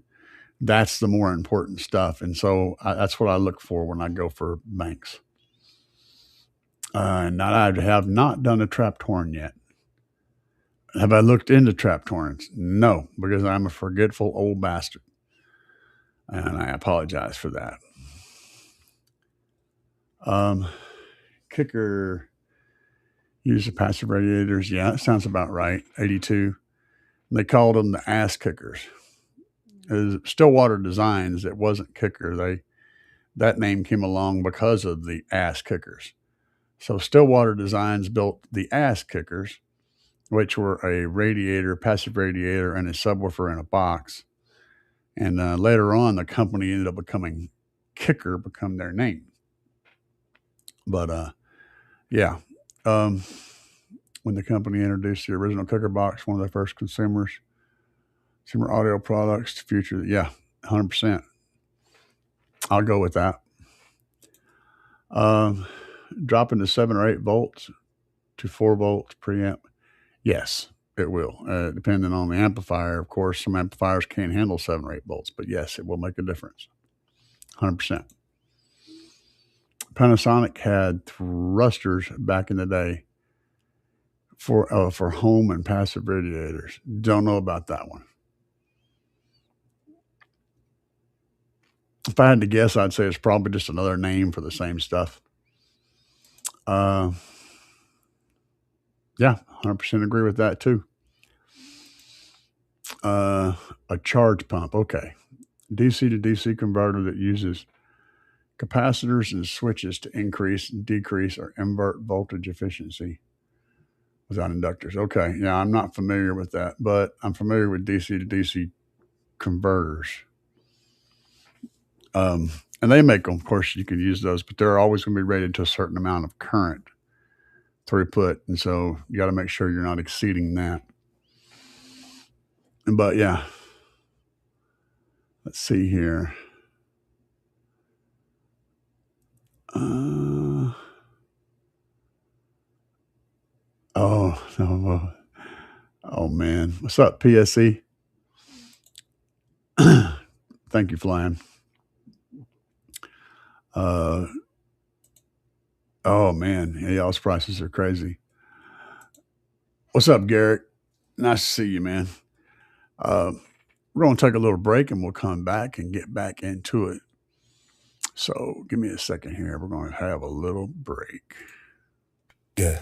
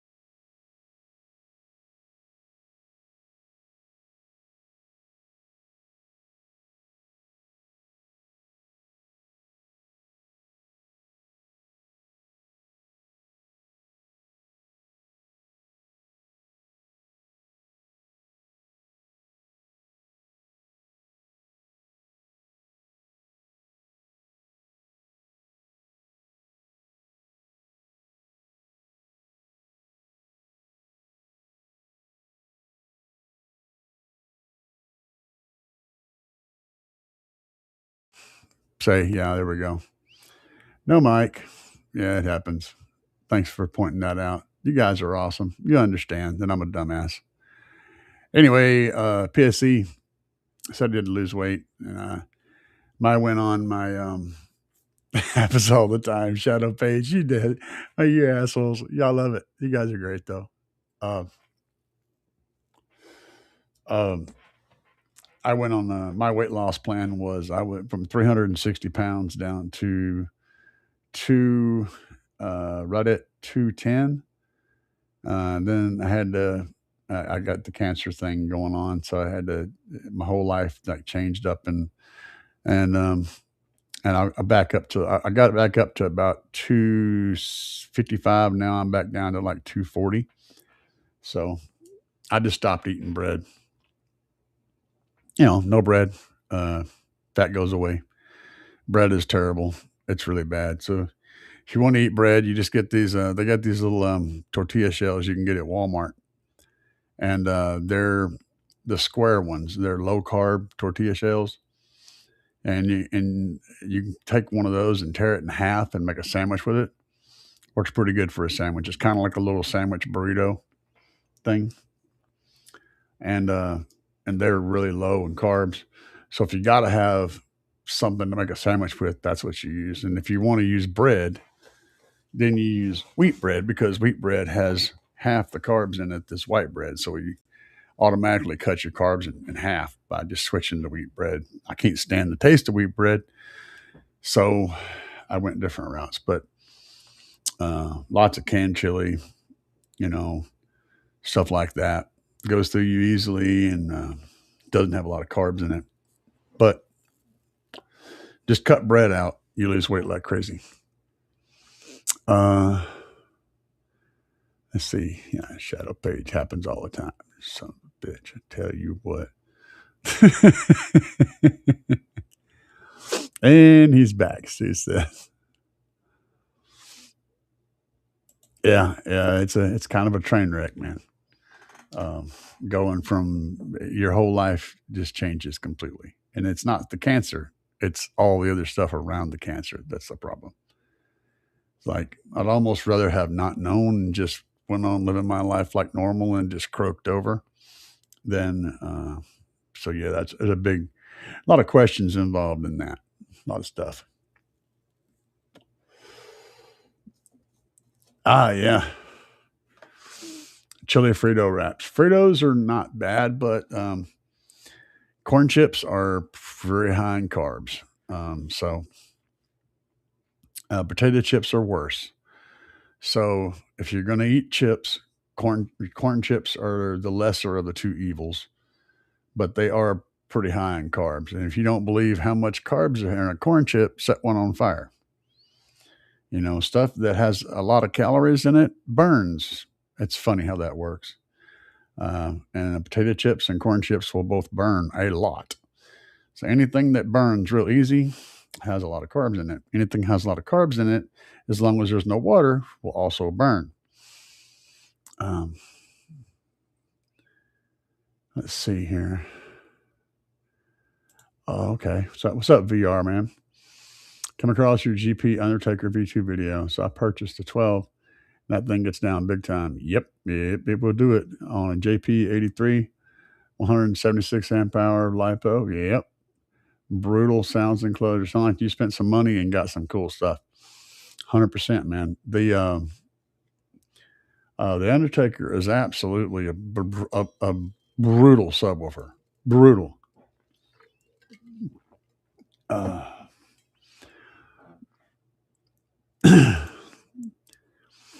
Thank you, man. What's up? CPT, what's up, man? So if you guys have questions, now is the time to ask those questions. I'm going to scan through a couple of things over here and see if I can find something cool, because I was going to pull something up for a minute ago and to show you guys, but I can't find what I'm looking for. So questions are now. Oh, last question, last upgrade. Our last demo before the upgrade. Let's see here. More jewels. I love jewels. Jewels are cool. Used to have a cat named Jewel. What's up, man? VR, thank you for the jewels, brother. I guess they show up there, but I was trying to figure out how to click. I can't click on them. It's like I can click on anybody's comment, but I can't click on the jewel comments. It's pretty weird. PSC says, I've decided to keep my crescendo bass clef 4K. Yeah, it's a good amp. And Symphony 800.4. Those sounds good. Solid. What's your thoughts on Glow Voltage? Been considering trying out the Series 2. I don't really have any thoughts on them. I haven't dug in deep because, like I said, things change. Like one battery builder will find, we'll get a whole bunch of cells and design a battery and start selling them. And then they'll run out of those cells, and so they'll design a different battery and start selling it. So the things move as it moves from thing to thing. What's really cool right now in a week may not exist anymore. That's where the problem comes in. And basically you're buying into the company who builds the batteries. You're not buying a specific product. And so when I have to do that, I look at what company designs and builds in a way that I feel like it's trustworthy and I would want to have it in my vehicle. And I want to spend the money on it. And that's why I stick with trunked under lithium as far as pre-built batteries go, because I know what they put into them and how they test them, how much work they put into designing them and making them to where they're basically just indestructible banks. So that's why I stick with trunked under lithium. And that's just that. And I'm not saying anything bad about Glow Voltage. I just haven't researched what they're doing specifically. There's multiple different companies out there that do this, lots of them. I'm just go with what I know. I know how hard Brandon tests those batteries and how brutal he is on his test, and how picky he is about how well that they do thermally and all that stuff. So that's why I stick with Brandon at trunked under lithium. Rolling Man Cave is all we always want, man. Just do it. Let's do it. Let's do it. I still have to order my Ampere 2.275 18 and 40 inch TV that convert to 12 volts. Very easy to do. I'll tell you what I've seen a guy do. I don't have any video of it, but guys, this was freaking cool as shit. He used shower curtains in his windows, in his back windows of his car. He stretched shower curtain material, white shower curtain material, over the windows, and he used projectors to project onto the shower curtain from the inside of the car. And it looked like a straight up movie theater from the outside. It was really, really cool effect. He had the thing, the car all decked out with this weird paint job, and had these projectors projecting like movie scenes and stuff onto these curtains over the windows, and it looked so freaking cool. It even looked good in the bright daylight. So it was very, very neat. If you want to do something crazy, you might think about something like that, because that was cool. Exactly. That's my point.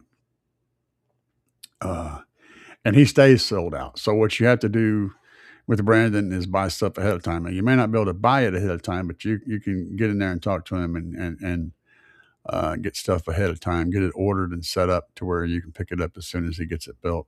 And it might take you a while to pick up stuff. So it's a time thing, but you're getting a really good product with Brandon. It's trunked under lithium. Yeah. Thank you. Let's see here. What? Recording artist. What's up, man? Quick question. Adding a resistor in series with a speaker impacts the sound how? A 4-ohm resistor to a 4-ohm driver. I'm not really sure. It's let me think about that for a minute. A capacitor, I would say it would probably just cut power down to that speaker, and it would definitely filter something, but I'm not really sure. I'd have to test that.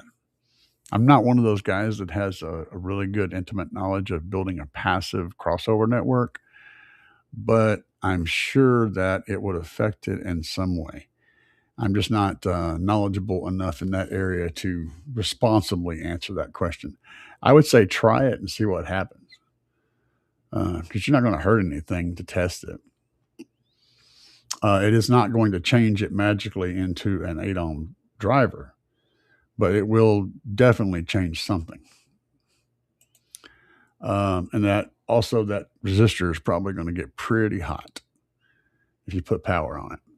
I have a projector and a blown up 24-foot screen for nighttime fun, but the TV will stay permanent. That sounds crazy. the rolling man cave. Okay. Stu's answering your question. Yeah. Okay. Fair enough. So yeah, I'd say test it and find out, man. Just it's experiment. It's not something that's going to explode on you or anything. You don't think so, Stu? I know you should come back with that. I'm not sure about that. I mean, I will definitely concede to your knowledge if you know this, but if I'm guessing,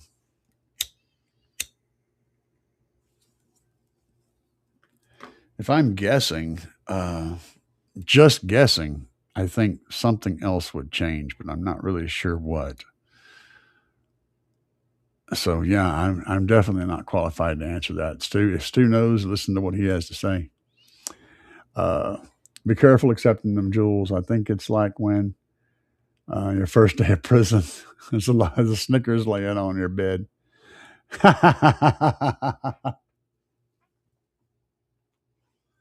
It's good stuff, man. Yeah, you'll see. Here's the thing. I got you. Okay. I caught this too. So yeah, I've actually been that guy, first day in prison, and I had a dude did put a Twinkie on my bed, and I went and picked it up, and I said, "Who?" I asked around. I said, "Who put this on her?" And one of the dudes finally pointed and said, "That guy over there." I picked up the damn Twinkie and walked over and stood right in front of him and ate it and told him to go fuck himself. I'm telling you, man, those guys didn't know what to make of me, man. I was just such a messed up individual. And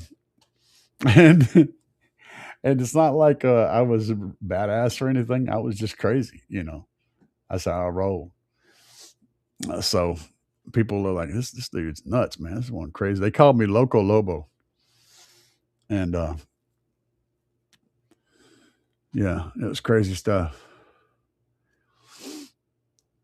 Caps and coils, yeah.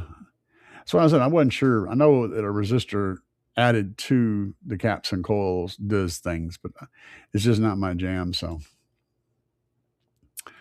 all right, what's up here? We got, if you place a 4-ohm resistor in series with a 4-ohm speaker, you're going to have an 8-ohm circuit. Okay, fair enough. Of course, that's going to change and the speaker starts to move and starts to create impedance, but yeah, 100%. Does anybody else have any questions tonight? How long have we been running tonight? We're almost 2 hours. Drew Bradley. Hey, boss man. Can't stay long. Glad to see y'all. Old school car audio, electrical noise transducer replicators. Yep, you said words. Audiologist. Awesome, man. The housewarming Twinkie. Housewarming Twinkie, yeah. That's what I'm saying. So for anybody who don't know, they would put a little something on your bunk, and then when you ate it, they'd come by later and go, "Hey, you know that thing you ate? Yeah, well, I want it back now. I want 2 of them." That was bullshit. But, I was just so psychotic that everybody was kind of scared of me. Did I finish my doors? Yes, I did finish the doors. They are playing. And I'm messing around with different tunes right now.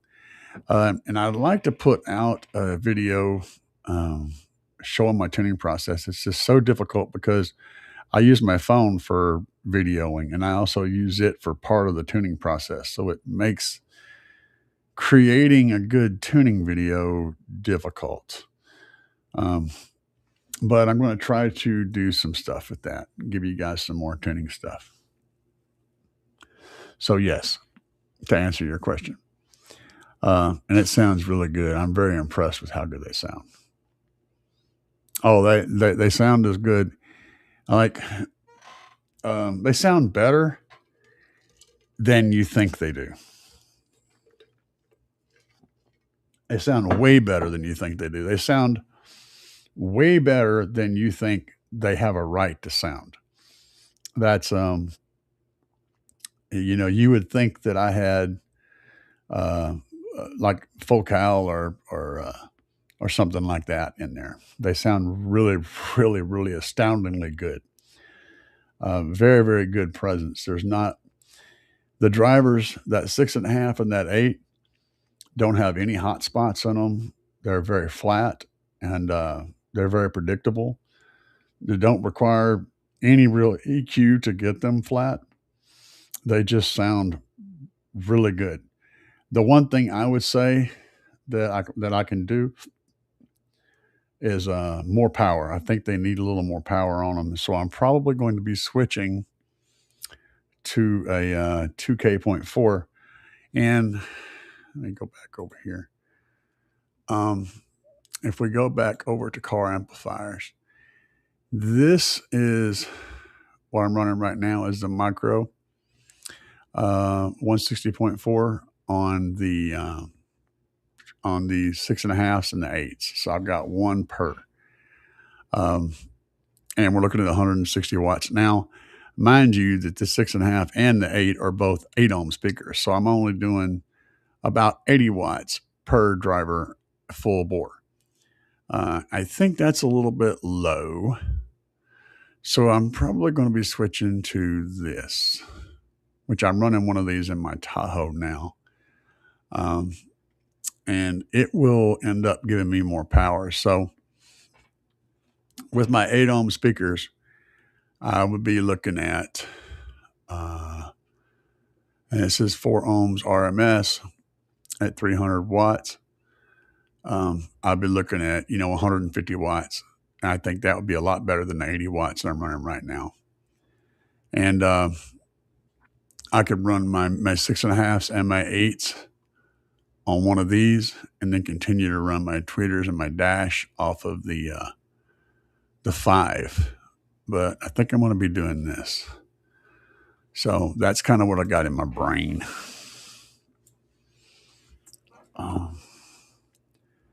Bobby says, yo, again. What's up, Bobby?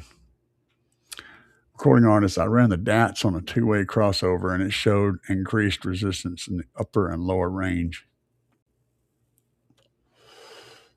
Oh, okay, cool. But the crossover point stayed relatively flat. Hell yeah. That's what we're talking about. Doors look amazing in the vid today. Thank you. I'm going to have a better, I'm going to do an outside demo because you can kind of hear more about the power and the overall projection from outside. If I do a video inside the car, it only works at pretty low volumes because after a certain point, I start distorting the microphone. So outside tends to give you a better feel for what the car sounds like on the inside, which is strange, but it does. And it's very, very realistic. If you're inside the car Like I said, you would think there was thousands of dollars in speakers in those doors. They sound absolutely amazing. And the funny thing is, with the speakers I'm running, so looking at this, let's go over here to the mid basses. I'm running these 6.5s. They're $64 a pair. So I got $64 and 6.5s, two each. Okay. One on each side. And then I'm running the 8-inch, which is $69 per pair. So there's 130, 130, $260 worth of drivers. And then I'm running the tweeters. These little tweeters are $24 per pair. So there's less than $300 in speakers in those front doors. And dude, I'm telling you guys, you cannot, these things are amazing. They are amazing speakers, and they, the prices are great. And if you really want to get loud, you got these guys. This is per speaker, so it's 134 per speaker. That's the 12-inch with the Kevlar or whatever it is, cone and all that stuff. Absolutely crazy driver. I'm running these in my Tahoe in my doors. These and a set of these. So I got this guy in my Tahoe in the door. Which is $27 a piece, $28 a piece, and then a set of these in my Tahoes in the doors. That's it. That's what my Tahoe's playing for front stage. Now, if you guys have seen all the videos, you've seen all the crazy stuff my Tahoe does. What you're hearing is this and this. That's it. But yeah, you really can't go wrong with this setup. And these tweeters sound really good, by the way. They sound really, really good. I'm crossing them over at 5,000 hertz. And I'm crossing the slaps 6.5 over at 5,000 hertz. So it's handing off to the tweeters at 5K. And I'm bringing it in at 300 hertz. And I'm playing the 8s at 80 hertz to 300 hertz. So it's that combination is working extremely well. Yeah.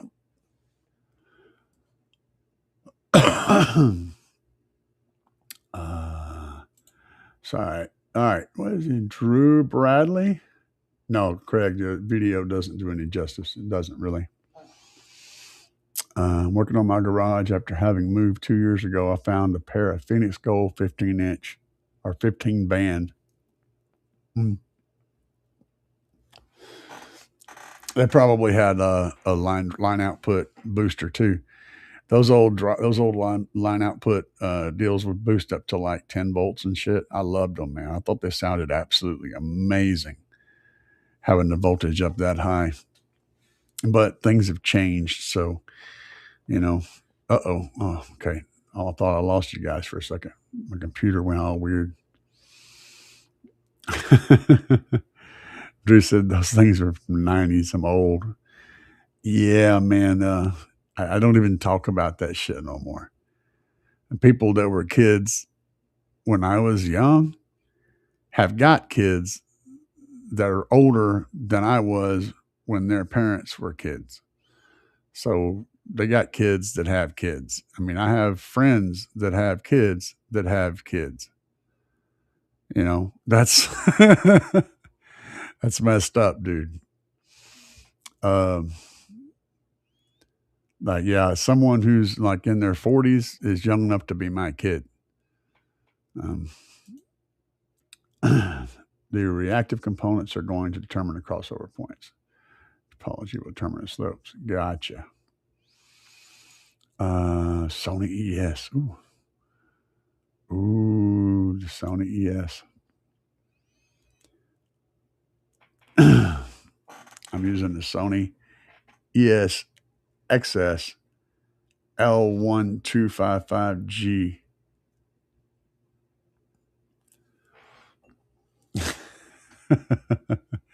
I bet it's old. Craig said, I can't listen to those tweeters. I'm a Silk Dome guy. You know what the difference between a Silk Dome and a Metal Dome tweeter is? I can tell you what the difference between a Silk Dome and a Metal Dome tweeter is. And The composition of the tweeter material does have a lot to do with the sound characteristics. However, a metal dome tweeter, meaning beryllium, aluminum, whatever imium it has, they are more accurate. They actually reproduce sound more accurately, all the way up to like 30,000 hertz. The problem is whenever they break up very harshly. So whenever you push them too far and they start breaking up, they oil can. So if you took a soda pop can and just kind of crinkle it, that sound, clunk, clunk, clunk. I have one here. This sound, which it ain't gonna do. They do this. Okay, they oil can, and that breakup is what makes the harshness that people don't like. And the thing about these silk dome tweeters or those composite drivers where they use materials, like softer cloth style materials, whenever they break up, and they do break up the same way, but they break up much more pleasingly. So you don't hear that crinkling pop. It's just more of a muffled breakup. Well, also, this is the problem though. So that makes silk dome better, right? Well, the other thing is they break up sooner. So a metal tweeters will hold up longer and not break up as quickly, which means they produce highs much, much better than the silk domes do. The silk domes break up sooner and a lot more, but they also don't make much sound when they break up. So they sound like they have a natural roll off to them. And that's the difference between the two to your ear. You're basically, if you went over to your EQ and you slid that 20K down quite a bit and rolled off the top end of any of those tweeters or on a metal dome tweeter, it'll sound just like a silk dome tweeter. You roll off that highest part of it, it's going to sound like a silk dome. They'll sound the same. You couldn't tell the difference. The other thing about metal dome tweeters is they handle power better. Because the diaphragm itself acts like a heat sink. It's attached to the voice coil. So they're going to handle getting hot. They're going to handle that heat better. They're going to get rid of that heat better. So they're more accurate and they get rid of heat better, handle power better. But when they fail in an unpleasant way. Whereas silk domes fail earlier and sooner, but it's in a more pleasant way. And that's the difference. Interesting, right? Let's see what you had to say. See, that's what I said. Silk dome isn't as harsh. Metal has a ring tone. Yeah, and that's what I'm saying. It's not so much about. It is about the material, but it's not in the way you think. It's a different reasoning than what you think. So yeah, if you just push the EQ down on your tweeters on metal domes, and they sound exactly like a silk dome. But you can get more accuracy from a silk dome, and you can hold more power from metal domes. So they both have their purposes. For someone who's not wanting to really tweak the highs, who wants them to just sit there and not have to worry about them, silk dome's easy because it naturally has a roll off. They naturally roll off at around 18K because they break up and they don't work anymore. Which people tend to like that sound, whether they think they do or not. Metal domes do not do that. They will carry on and make in their stuff until they break up. When they break up, it's pretty harsh, and so you hear that. But there's my lesson on tweeters for the day, and I've done a lot of studying up on tweeters because that's a very interesting subject. And the same thing applies to all speakers. It just isn't as obvious on a lot of them because like that's why you don't see metal dome subwoofers. It's for the same reason. They still are more rigid and light and do all the things better, but when they do break up, When they do make a noise, it's very obvious. And you get that sound that I gave you with the oil can, with the the Diet Coke can. You get that breakup, and it sounds really bad and really obvious when it's a subwoofer or when it's a speaker. It's not as bad and obvious on a tweeter, but it's still there. Metal is always going to be more accurate. It just doesn't fail as comfortably. Anybody else have any questions for me tonight? I'm about to go get down on some food. I think I'm going to eat some Salisbury steaks. Got to get that Salisbury steak thing going on. Thank you, sir. Thank you, guys. Y'all been awesome to have around tonight. And we are going to get the duck out of here.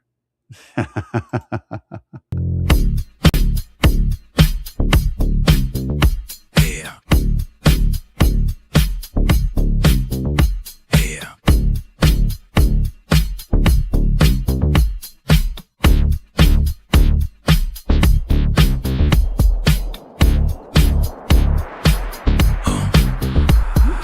Out here banging up and down the street, slamming it to the ground.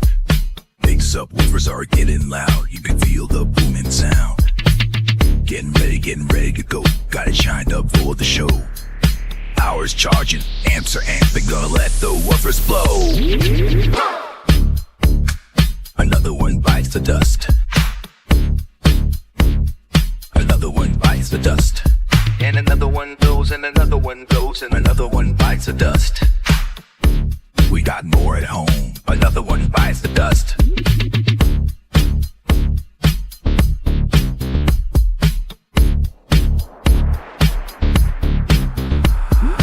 Eyes are glowing and the amp is smoking. Subs are cherry red.